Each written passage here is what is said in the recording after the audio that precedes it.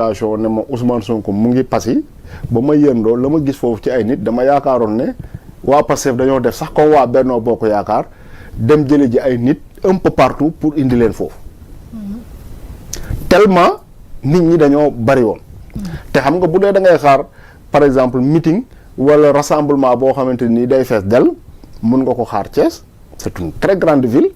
mën nga ko xaar Mbour c'est une ville très peuplée mais bu ñu demee ba ne ay Passy Sénégalais yi génn fa ba nga yaakaar ne bébé yi sax génne waale nañ leen kër yi mais ça montre attraction bi nga xamante ni Ousmane Sonko am na ko te nag xam nga élection yi particularité am te jàpp naa ne sax am na ñenn ñu ma dégg ñu koy wax di ci revenir daanaka mooy ay élection Ousmane Sonko depuis à part 2019 2022 peut-être bokk na ci élection yi mais c'était à un niveau local donc depuis 2019 participé wul ci benn élection d'envergure nationale boo xamante ne nii wàcc na ci terrain bi ba def li nga xamante ne nii moo ci war bii nag contrairement yooyu yëpp dafa am non seulement le temps mais également c'est la première fois muy battre campagne en tant que autorité de l'État nga xamante ne nii kenn du mën a xalaat ne dina dem tel ou tel endroit pouvoir bi di ko yónnee ay nit yoo xamante ni dañ mën nañu saboter ay activités première fois mu nekk ci campagne ba pare nekk membre du gouvernement jiite ko donc loolu jox ko benn particularité boo xamante ni xëy na bi muy nekk opposant yu mu doon mën a xalaat mu di ko tardel daanaka bii amu ko nga sentir Ousmane Sonko moo xamante ni dafa free par rapport ak jeunes yi nga xamante ni mu ngi janoo ak ñoom te non seulement ça xam naa su ma continuer di wax gars yi ne moom laa faralati mais de toutes les façons ñoom ñoo xam nga gis ne mais nga gis ne daanaka day am benn communion boo xamante ni day am digganteem ak les jeunes par exemple discours bi nga xamante ni tenir na ko à Mbour mais rarement nga daan gis acteurs politiques yi di ko wax jëmale ko ci sénégalais yi maanaam Sénégal bi nga xamante ne nii ñun ñëpp ñoo ko bokk mu nekk loo xamante ni nag tànnuñu ko il est revenu sur ça pour davantage pousser les jeunes à ce que ñu considérer que li fi am ak li fi xew seen yëf la waaw que il n'est plus question que ñu leen di bàyyi ngeen di génn réew mi dañuy bloquer partout loolu politicien bu juumaan ba wax ko aux jeunes wala sax nga jékki-jékki di expliquer comme quoi que jeunes yi dañoo war a bàyyi Europe boo nga xamante ni dara amatu fa gëm seen bopp toog ci réew mi à chaque fois que nga tenir un discours pareil en public réponse bi ñu lay njëkk a posé mooy yow yaa ngi bëgg jeunes yi toog bu ñu toogee ana ci lan la ñuy jàpp surtout et c'est le plus important parce que bu ñu demee ba nga xamante ni jàpp nañu ne le Sénégal dañ koo war a tabaxaat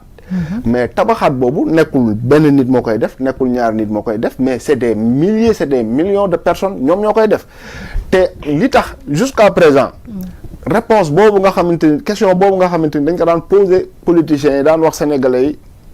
ñu toog daan wax jeunes yi ñu toog bu ñu toogee ci lan la ñuy jàpp mosuñoo xalaat ne wala boog bu ñu ko xalaatee du ñu ñemee dem jusqu'au bout maanaam mettre en place ay politiques yoo xamante nii mooy permettre aux jeunes ñu am ci liggéey boo xamante nii dinañ ci jàpp te liggéey boobu mënul weesu secteur primaire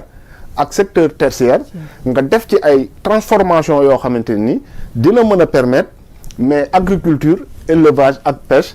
absorber des millions d'emplois mais bu ñu demee ba nga xamante ni secteurs yooyu produire nañu mu am secteur tertiaire boo xamante ni à travers des sociétés de transformation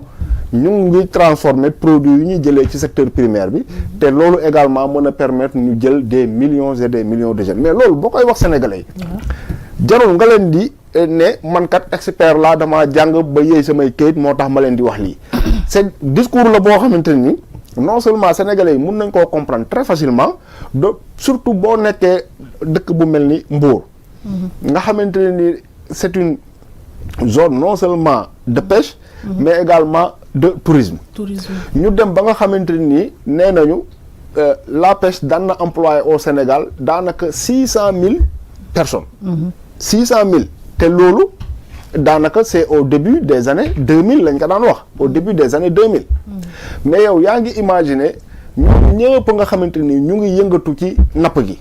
yematuñu ci jëli jën yi indi ko jaay ko léegi li ñu ciy dolli mooy jën yooyu au lieu que ñu koy jël di ko jaay tout simplement wala di ko jël di ko comment dire jox tubaab bi ñu koy yóbbu parce que à Mbour am na fa ay usines yoo xamante ne ni dañuy transformer jën yi def ko ay produits yu baax mais nekkul pour sénégalais yi luy génn bitim réew la sénégalais yi sax daanaka du ñu gis produits yi ñu fay defaree léegi bu nekkee ne jën yooyu déjà def nga de sorte que licence de pêche yi nga xamante ni gouvernement yi dañ ko daan joxe comme ay petit pain képp koo xamante ni ñëw nga il suffit nga joxe benn commission xaalis ci benn autorité ñu permettre la nga am licence de pêche mais dem nañu sax le plus grave ba ñu ne le Sénégal Coupe d'Afrique bi mu organisé en 92 daanaka mu ngi ko financé ci ay licence de pêche yoo xamante ni jaay na ko c'est extraordinaire maanaam yow nga jël ay licence de pêche jox ko ay étranger pour ñoom ñuy napp ci say waax xaalis ba nga fa jëlee nga investir ko ci Coupe d'Afrique foofu la ñu tolloon mais tey duggal ci n'importe quel boutique fii nga ne da nga bëgg a jënd potu sardine na la leer ne sardine ban lay jox bitim réew lay jóge te marocains yi def ko seen spécialité bu mag a mag a mag mais bon sang lan moo war a tax au Sénégal ñun ñu war a joxe suñuy comment dire ndoxu géej gi yëpp accordeel ko ay navires de pêche yoo xamante ne dañ koy jël di ko yóbbu bitim réew alors que ñu mënoon a permettre aux jeunes ñu napp indi ko fii ñu transformer loolu mais mu desaat ci sénégalais yi wala sax bu ñu ko transformer mais ñu yóbbu ko dans les pays limitrophes ay boo seetloo Mali Niger Burkina dëkk yooyu yëpp nga xam ne amuñu accès à la mer tey jii nii bu nekkoon Sénégal fii doon nañ transformer poisson bi def ko ay produits yoo xamante ne nii dañ koy mën a conserver pendant longtemps mais dëkk yooyu marché lay doon ci cas boobu te jàpp naa ne discours boobu nga xamante ni Ousmane Sonko tenir na leen fa jeunes yooyu comprendre nañ ko parfaitement moo tax ma bind ci sama titre bi ne Ousmane Sonko derul ñeneen ñi ñu ngi kal ñu ngi xaar léegi nag waaw troisième partie wu titre bi oui les législatives jouées d'avance muy une question muy ab question moo tax insisté naa sax ne sama point d'interrogation c'est ça parce que ça buñ ko fàtte parce que bu nekkee ne